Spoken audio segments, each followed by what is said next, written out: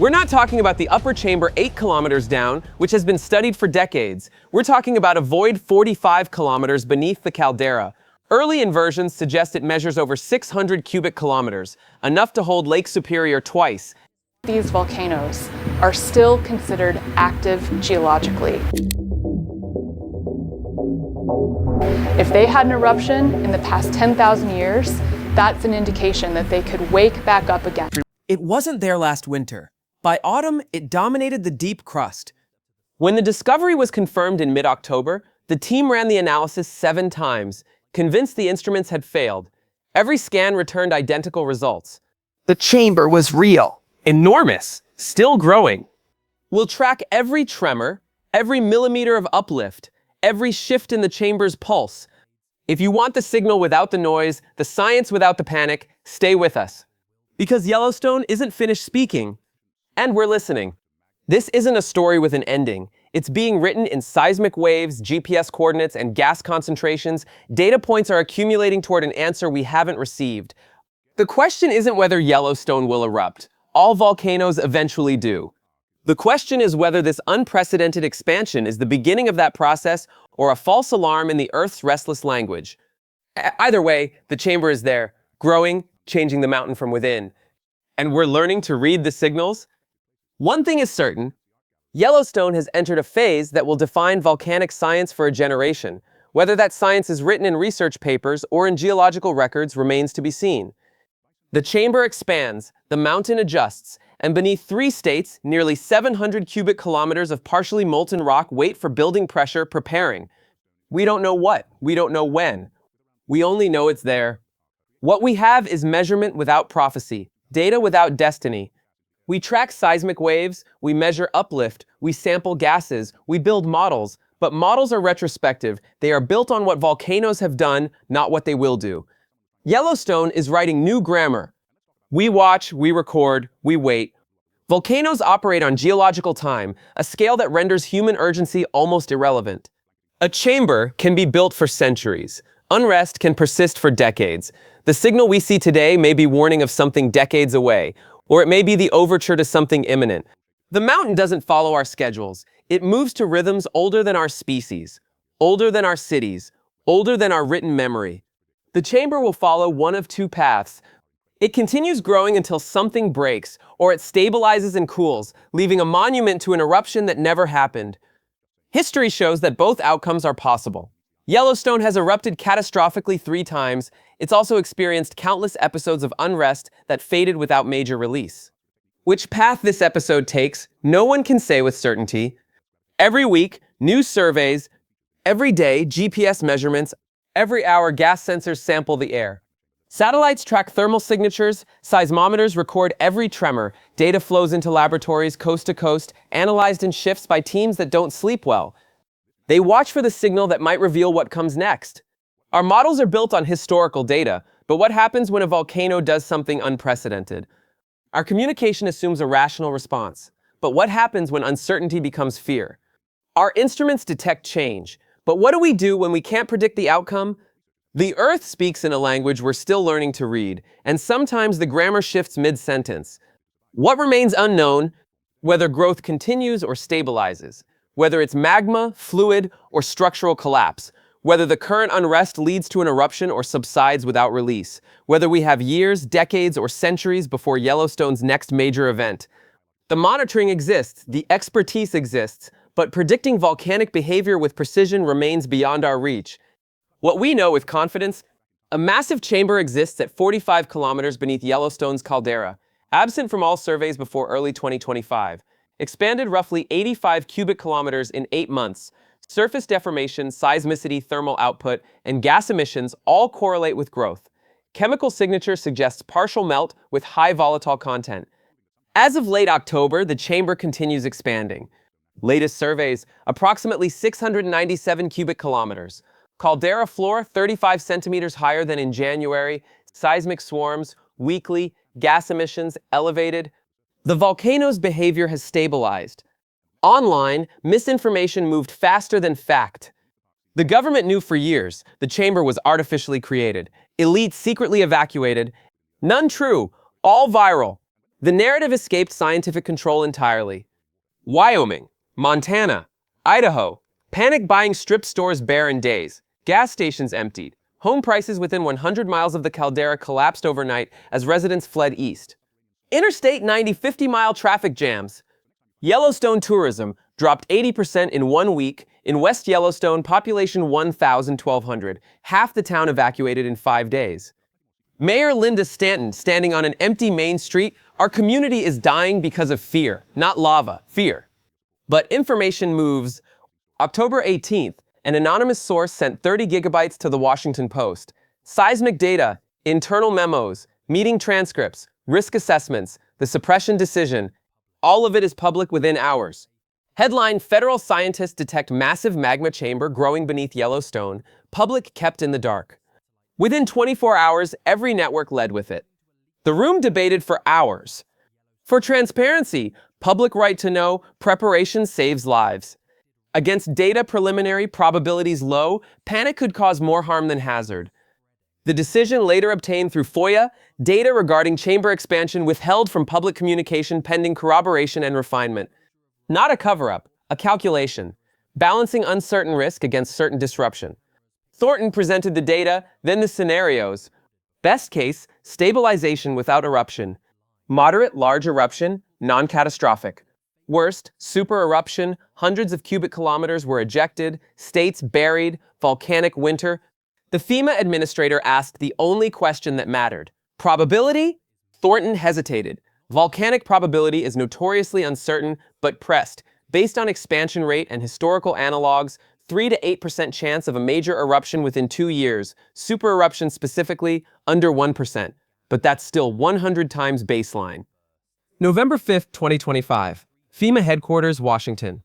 The room: USGS Director, FEMA Administrator, Interior Officials, National Security Council, and a handful of volcanologists, including Thornton. The subject: what the expanding chamber meant for national preparedness. Yellowstone itself provides the clearest mirror. 3 supereruptions, 2.1 million years ago, 1.3 million, 640,000. Each followed the same pattern: prolonged accumulation, gradual uplift, intense seismic swarms, then catastrophic release. The expanding chamber fits the profile, though geological clocks don't tick on human schedules. Beneath America's quietest skies, something ancient stirs. To understand what Yellowstone might become, scientists looked backwards. Lake Toba, Indonesia. 74,000 years ago, the largest eruption in 2 million years occurred. 2,800 cubic kilometers ejected. Paleoseismic studies suggest a rapid pre-eruptive buildup over just 200 to 300 years. Geologically instantaneous. Core samples show elevated volcanic gases in the centuries before the eruption. Those same gases now appear in Yellowstone's vents, 40% above historical norms. Thermal features erupted into chaos. Steamboat Geyser, normally erupting once or twice a year, erupted 6 times in October. Norris Basin water jumped from 93 doors to 105 doors. New fumaroles opened along the Firehole River, releasing hydrogen sulfide plumes. And earthquakes. September 87 events. October 312. Most were of small magnitude, 1 to 2.5, barely felt, but their pattern told the story. Clustered vertically beneath the caldera, 5 to 20 kilometers deep, something is moving upward, fracturing rock as it climbed.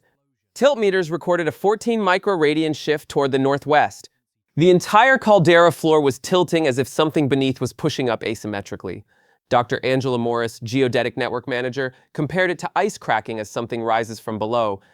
The crust is bending, and bending crust eventually breaks.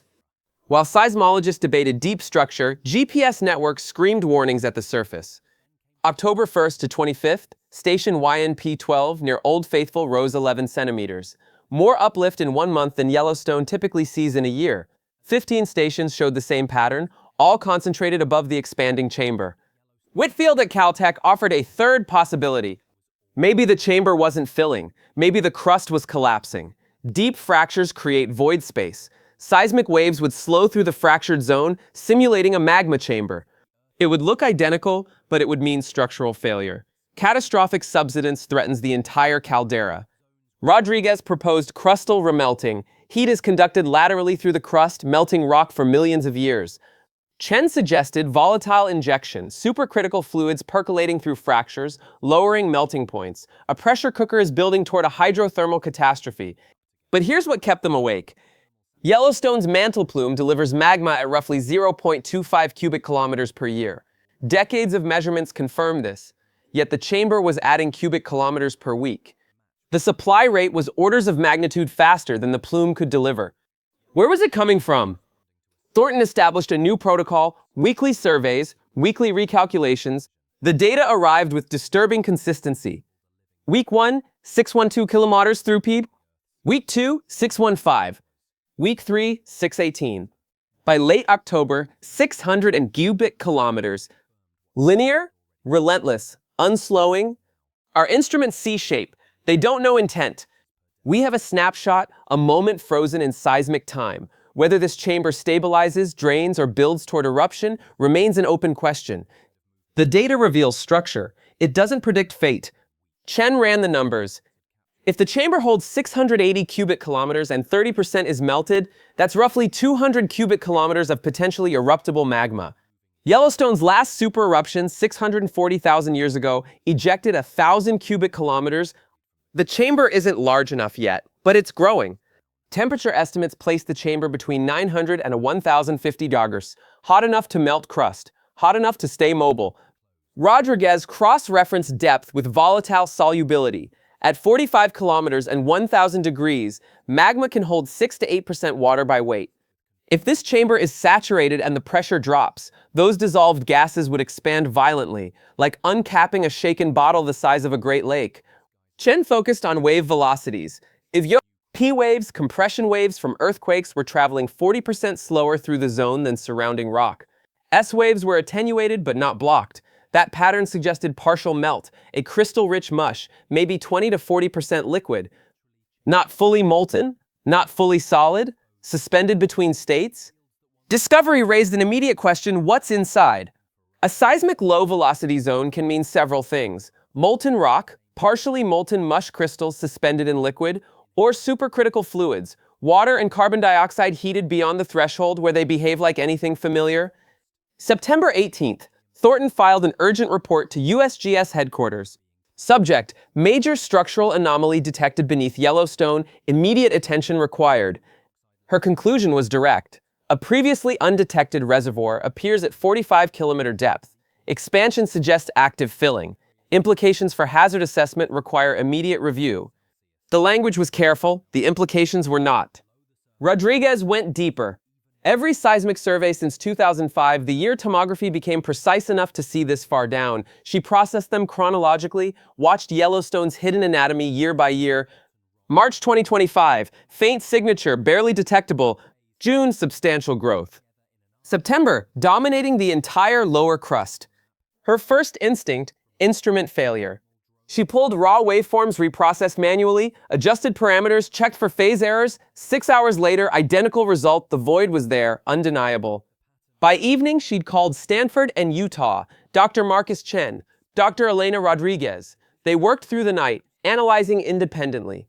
At 4:30 a.m., Chen's message arrived. It's real, and it's not in any historical data. September 12, 2025. The automated system finished processing. Thornton opened the 3D model expecting the familiar upper chamber, mantle plume, and own structures. But immediately something was wrong. A massive low-velocity zone at 45 kilometers. Not there in June. Not there ever. It began as routine work. Every quarter, the USGS Yellowstone Volcano Observatory runs full waveform tomography earthquake waves, mapping underground structure like a CT scan for the Earth's crust. Dr. Rebecca Thornton had run these surveys since 2019. She knew every contour, every anomaly, every shadow in Yellowstone's subsurface. This isn't just magma, it's a message written in pressure, heat, and time. The question isn't only how a chamber this massive went undetected, it's what's filling it.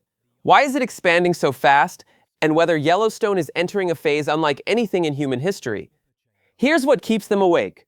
Magma chambers form over millennia. Molten rock accumulates slowly, grain by grain, century by century. But seismic tomography shows this one growing at rates hundreds of times faster than baseline plume flux. It violates the timeline. It breaks the model. 1 minute ago, something changed beneath Yellowstone.